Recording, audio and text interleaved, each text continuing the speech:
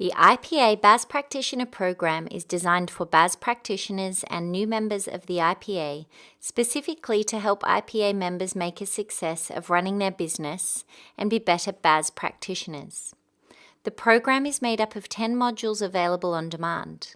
There is also an online workbook which helps participants apply the content to their own businesses. Completion of the program entitles you to claim CPE hours.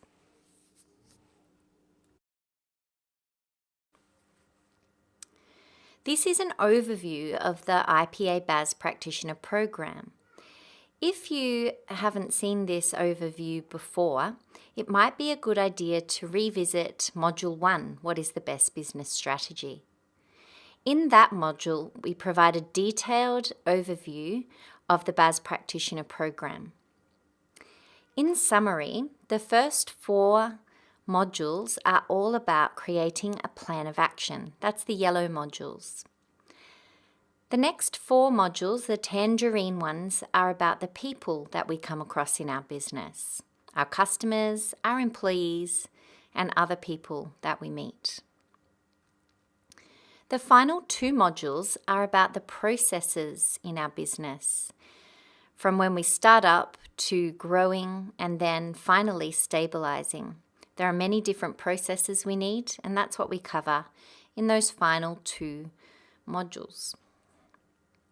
In our last module, we built the foundation for our plan of action when we addressed what is the best business strategy.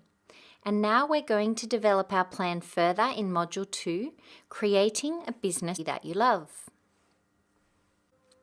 In this module, we will discuss how you can really connect to your business so that you love your business. We all want to love what we do. Along with that, we'll discuss what makes a company visionary and why that's important. What makes a company work? Part of that will be setting motivational short-term and aspirational long-term goals.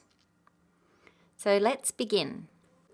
A lot of what we cover in Module 2 is drawn from this very well-known book, Built to Last, by Jim Collins and Jerry Porras. And in this book, Built to Last, there was a concept developed about visionary companies and what makes a company visionary. And also what makes these companies outlast the competition. And one of the quotes from this book I thought was very relevant to us today. And that's about 20 years on. This book was originally written in 1994. And the quote says, "It's more important to know who you are than where you are going, for where you are going will change." So it is true that the first 4 modules that we cover are all about our plan of action. But that plan of action doesn't only need to be directional. It's not just about where we're going. Our strategy also includes this important aspect of knowing who we are. And we did create the foundation of that last week when we discussed our motivations and why we started a business in the first place. But today, we're going to discuss the theory that Jim Collins and Jerry Porras developed in Built to Last. Collins and Porras go on to say, "Leaders die, products become obsolete, markets change. New technologies emerge and management fads come and go. But core ideology in a great company endures as a source of guidance and inspiration. Core ideology provides the glue that holds an organization together as it grows, decentralizes, diversifies, expands, and develops workplace diversity." So I thought that was very relevant because our whole industry at the moment is dynamic and changeable. In fact, so much so that many talk about the technology that is part of our industry and the changes there at the moment to be disruptive. Now, I'm not a fan of that terminology myself, but it does highlight the thought out there at the moment that things are really changing radically in our industry. And it is important that we acknowledge that. And that means that creating a strategy can be difficult because we don't know necessarily what the industry is going to be like in a year's time, or even, especially in 5 years' time. But knowing who we are will really help us with our planning. And so that's the important step that we're taking today. Now, when you have a core ideology, which we've pictured here in this matrix of a visionary company, and the core ideology is made up of a core purpose and core values. And when you have this core ideology, there are some benefits. Your clients can rely on your values and they understand where you're coming from and what you can offer them. So that kind of relationship becomes a partnership. Also, employees know how they can be a part of your company. And even better, by knowing what your overall purpose is, it helps you and them to contribute and to make decisions that are in line with that purpose. Instead of them coming to you for every single decision that they need to make, if they're very aware of what the company purpose is, they can independently make decisions in line with that purpose. And that creates a special kind of alignment. So that's of great value. If you don't have employees, if it's just you in the company, knowing what your core purpose is still helps you, and that helps you to stay consistent and to make good decisions for the future of your business so that every effort that you make is going in the right direction. So we're going to break this down further about what a core ideology is, and we'll do that in the light of some sample companies, some really well-known companies in fact. And so before we do that, I do want to bring up something that I think is relevant. And that is that when I started my business, I started it without much of a plan and definitely not a strategy.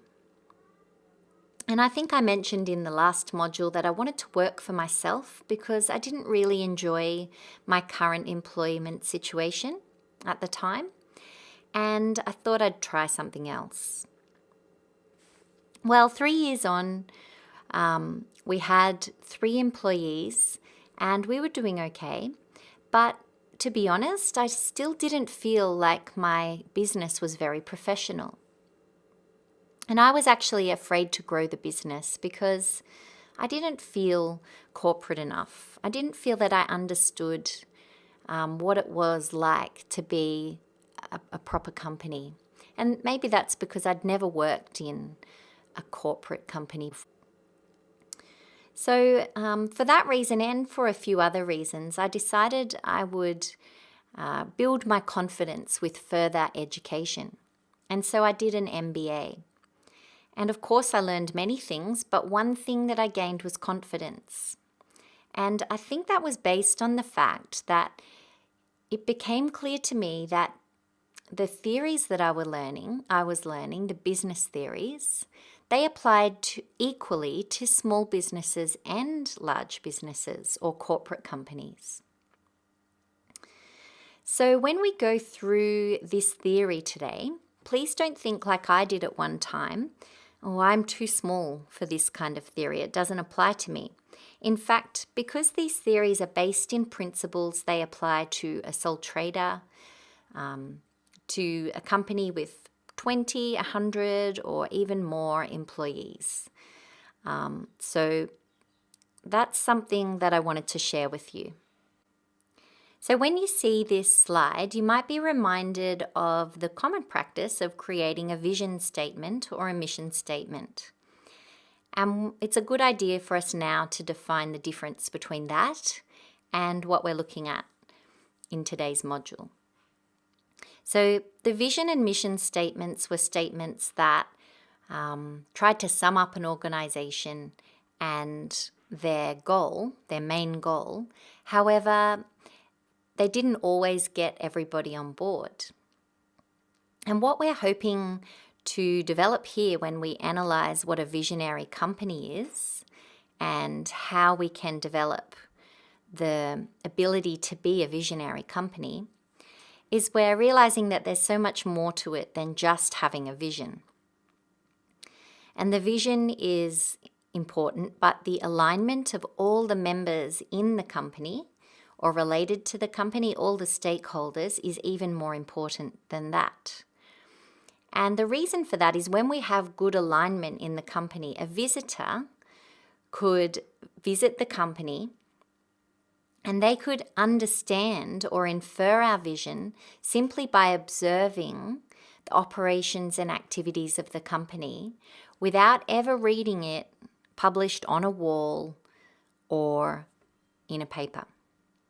So that's the difference that we're looking for here, where the whole company is aligned and their activities illustrate clearly what the purpose of the company is.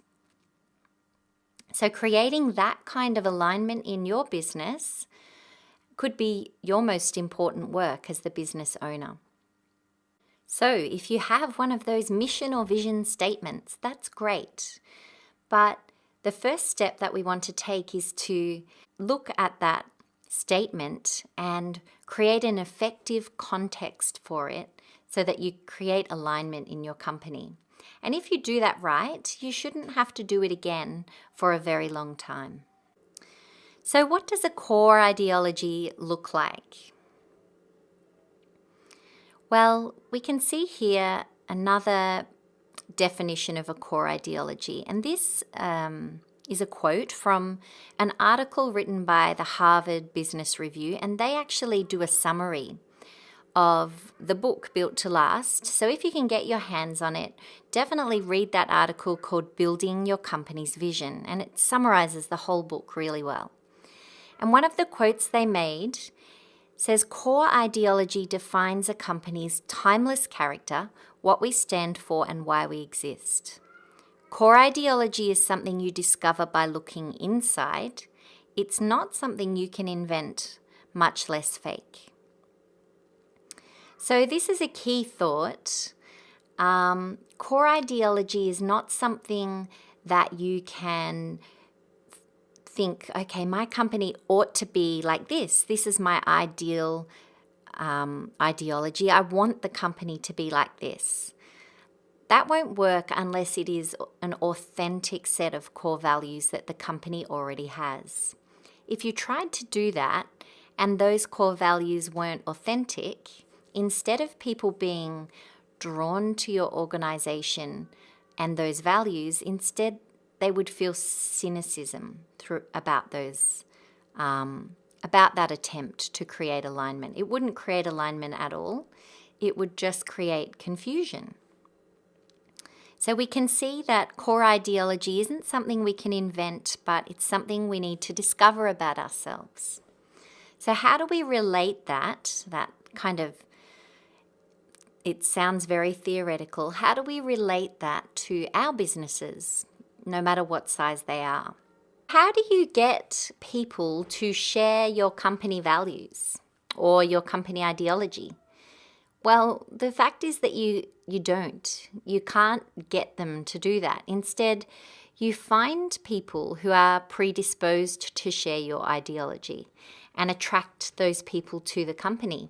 And you do that by making sure that your marketing message and all of your employees are aligned with that ideology. And then you naturally attract clients that share those values. So how about your employees? When we break it down in that context, we can see that this is a really great way, knowing or defining what our core ideology is a really great way of attracting the right employees to our business as well. So I know that many times when we recruit, we look for different things, and we do cover this in detail later on when we talk about building our A-team. We look for many things, but they can just be a list of skills, and they're not always about values. But one thing that I found really made a difference to our recruiting was when we added our values to the recruitment process. And even when we advertised in our job description what the company ideology was, it didn't need to be, say, this is our ideology. It just needed to define who we were and what we stood for. And that then attracted the right kind of people who shared our ideology. Now, some people struggle with this concept, and it might be because they feel that people shouldn't all be the same in a company. We should have diversity and different type of people in a company, and this is exactly right. And the important thing about having a group of people that share our core ideology is that they don't necessarily all think or look the same. That's not the case at all. So now that we can see the value of having a core ideology and what it might do for us, how can we define what our core values are? How do we go about doing that? And here's one way, and that is to try and come up with a set of 3 to 5 unchanging guiding principles by which a company navigates without the need for outside justification. So what that means is it doesn't matter what happens around us or what changes, we will still stick to those principles, those guiding principles. For example, here's a list of 5 guiding principles or core values. We trust each other, love what you do, build something special, always do the right thing, and continually improve. And this is not a set of one company's values that I took from anywhere. Rather, it's a cross-section of different company values, and some of them might appeal to you and some of them might not be so important to you. But when you are defining your core values, you might do it in a similar way where you look at guiding principles guide you currently. So along with that, we also need to define our core purpose. And that is defined generally as being an organization's most fundamental reason for being. And it reflects people's idealistic motivations for doing the company's work. I thought Samsung's core purpose was a great example of this. As it says here, they pledge to create and deliver quality products and services that enhance convenience and foster smarter lifestyles for its customers around the world. Samsung is dedicated to improving the global community through its constant pursuit of groundbreaking innovations and value creation. So we can see that if a whole company knew that this was the purpose, this was Samsung's core purpose, that it would make it easier for them to make decisions as part of that team. Another great example of a company with a very clear core purpose is Disney, and their core purpose is to make people happy. It doesn't relate to building theme parks and making cartoons. That's not what their core purpose is about. And we can see how defining their core purpose simply like that helps everybody to buy into that and understand and make decisions around their actions. Now, if you're not sure what your company purpose is, one powerful method for getting to your own core purpose is the 5 whys. So start with a descriptive statement, we deliver this service, and then ask, why is that important 5 times? And after a few whys, you'll find that you're getting down to the fundamental purpose of your company and the reason why you're doing things and offering the services that you are. The service itself should not be confused with the company's core purpose. So let's take a look at our visionary company again. On the left, we've addressed what our core ideology might be made up of and how we can get to the bottom of that with our own business. And related to that visionary company is also what Collins and Porras called an envisioned future. And it involved a couple of interesting ideas, and that was to develop a BHAG. What's a BHAG? Well, it is a big, hairy, audacious goal. That sounds exciting, doesn't it? So a true BHAG is clear and compelling, and it's a unifying focal point of effort. And what it does is it pulls a team together. It gives them something to work towards with a clear finish line. And that clear finish line is important so that people know when they have achieved that goal. And we will look at examples of a BHAG shortly. Now, along with a BHAG is a vivid description. And the vivid description is a way that people can picture that fulfillment of that BHAG in their minds. So it's a way of translating the vision from words into pictures that people can carry around in their heads. And what this envisioned future does, it's important that when we develop one, that we ask such important questions as, does it get everybody involved? Do people find it exciting? And does it spur forward momentum? So that's the purpose of an envisioned future. So here's an example of a BHAG, or a big, hairy, audacious goal. And that was the Ford Motor Company. And they wanted to democratize the automobile. A quote from Ford himself was, "When I'm through, everybody will be able to afford one, a car, and about everybody will have one."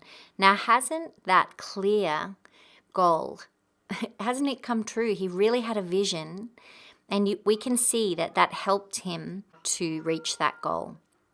So, as it says here in definition, a BHAG is a clearly articulated goal with a clear finish line, and it will rev up an entire organization. So how big should our BHAG be? Well, traditionally, these goals were reachable within 10 to 30 years. And this might be a difference between a big corporate company and a smaller company, that the life of a company may not be 10 to 30 years, and we want to be able to achieve our goal a bit sooner than that. So personally, I always made sure that our big goals were achievable within a couple of years, which is still quite long in today's standards. Now, even though we might want our BHAG to be more attainable within a shorter period of time, it's still important that we stick to the definition, which is a big, hairy, audacious goal. They're meant to take us out of our comfort zone and shift how we do business. And maybe they can even change the way we're perceived in an industry. And who knows, if we're being super ambitious, maybe we can even change the industry itself. That's certainly possible in today's environment in our industry. And I know quite a few of my peers in the industry who've probably had a BHAG and they wanted to change the industry itself. They wanted to be disruptive like that. Now, Collins and Porras describe BHAGs as being nearly impossible to achieve without working outside of a comfort zone and displaying a lot of commitment. So these can't be easy to attain goals, and they certainly shouldn't be confused with our core purpose, which can never be completed. A BHAG needs to have a finish line. So how do we create a BHAG for ourselves? What do we do if we want to? Maybe I know when I tried to create one, it took me a long time to discover what it was that I wanted to do. So the first step is really to imagine it. Imagine that goal and how it will change your business. And it should be a little bit ambitious, and it should seem unattainable. So it needs to be, here's a bit of a framework, it needs to be action-oriented. It needs to be innovative, compelling, and exciting. And that can be kind of the difficult part. So it might take you a little while to develop your BHAG. I know it took us a little while to develop that. And we got the team together. We had about 10 in our team at the time. And we had a team meeting and discussed what our core values were, what we thought they were, and also different ideas for what our BHAG would be. And once you've decided on what your BHAG is, then you can test it. Some questions you might ask yourself are, is it long-term? Is it something people will understand if you share it? You can't unify or create alignment if people don't understand the goal. Will it stretch you out of your comfort zone? Is it measurable so that you know that you've achieved it? And does it create momentum? So that's important as well. If you create a goal, it's going to also change behaviors in the business. So we need to make sure that it creates momentum and momentum in the right direction. And also, is it exciting? Do people in the business find it exciting as well? The third step is to commit to it. And we need to start forward progress straight away. So you can break it down into smaller goals, and it's important to check on our progress regularly to make sure that we are focused on our BHAG. Now, some other examples of BHAGs, apart from the Ford Motor Company, there's different types of BHAGs. So the Ford Motor Company BHAG was called a target goal. However, there are other ones. There's role model goals. So Stanford University, for example, their BHAG was to become the Harvard of the West. So they had a role model in mind. Now Nike, they had a common enemy BHAG, and theirs was to crush Adidas. Nice and simple. And then another example of a type of BHAG was General Electric. Also, they wanted to revolutionize this company to have the strengths of a big company combined with the leanness and agility of a small company. Now, that kind of BHAG is called an internal transformation BHAG. So there's a little bit about big, hairy, audacious goals, and they are certainly something that can stimulate forward momentum in a business and help us to be a visionary company. So here's an overview again of an envisioned future. It includes the combination of a big, hairy, audacious goal with a vivid description.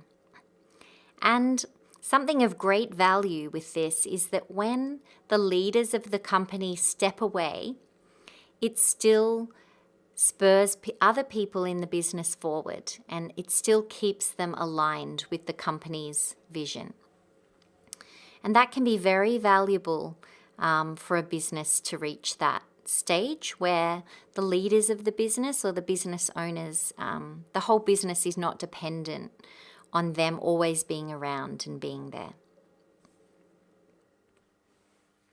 Now, what we've done here is we've tied everything together in an example, and Walt Disney Company, or the Walt Disney Company, is a really good example of a visionary company. This was in the HBR example and was one of the companies that Collins and Porras used in their analysis. So let's cover it so that we can see how this relates as a whole to one company. So Walt Disney's core ideology was made up of a core purpose and values, and that purpose was to make people happy. And their core values were no cynicism, nurturing wholesome American values, creativity, dreams, and imagination, fanatical attention to detail, and the preservation of the Disney magic. Now, their envisioned future involved a big, hairy, audacious goal to build a radically new kind of amusement park known as Disneyland. And in that vivid description, Walt Disney was so well known for describing his goal. He envisioned an amusement park in which his cartoon characters could come to life and interact with the visitors. And he wanted a park that catered to the entire family. He said, for those of us who remember the carefree time it recreates, Main Street will bring back happy memories. For younger visitors, it is an adventure in turning back the calendar to the days of grandfather's youth. Isn't that a wonderful description? that could carry everyone and get everyone inspired and on board. So all of this combined, we can see, builds something that that everybody associated with the business, the clients, the employees, and all the stakeholders, they could all get on board here and they could all be carried away in this forward momentum. Now, how far you take that is up to you. However, this is something that you could use to really carry you forward and to make your company move on to big things if that's what you desire. So let's look at that for a moment. Imagine you in the picture again. If you would like to be a visionary company to any kind of degree, it's a great idea to sit down and spend some time asking yourself, what are your core values? And what is your core purpose? And remember, we can do that by asking ourselves the 5 whys. What's our services and why do we offer that service? And when you get the answer, and why again. And eventually you'll find that your core purpose will emerge. And that core ideology can't be something we fake. It needs to be authentic. And it can't be something that we make everybody come along on the ride. It's something where people choose to be attracted to our company, but the core ideology will attract others with similar values. And another key point is that it doesn't make everybody the same, and it doesn't make everybody think the same. It's just a great way of creating alignment. And when we have that kind of alignment, we can really love our business. We can love coming to work every day, and it can be a joy to get our work done. Now, if we really want to move things forward, we can have an envisioned future with a BHAG, a big, hairy, audacious goal, and vividly describe that goal so that everybody can get on board. And this can really carry our company forward. So if you'd like to read more about this, and if you want a bit more help so that you can workshop this for yourself, we do have your online workbook that you can refer to that will guide you through this process. But it's a great idea as well if you can get hold of the Harvard Business Review's article, Building Your Company's Vision, or if you get a hold of the book Built to Last by Jim Collins and Jerry Porras. And either of those will help you to workshop this for yourself. So remember, our BAS Practitioner Program is made up of 3 different sections, and we've covered the first 2 modules, which are part of building our plan of action. The next module that we're going to look at is related to innovating our business model, and that one will include an introduction to business models, how to find your competitive advantage by innovating your business model, and we refer to a tool called the Business Model Canvas. I don't know if you've seen it before, but it's a really good tool to help you be innovative and find out what your competitive advantage is. And we take a look at how to charge for your services, so the hotly debated topic of fixed fee versus hourly rates. And also, we will look at adopting modern practices such as working in the cloud and data automation.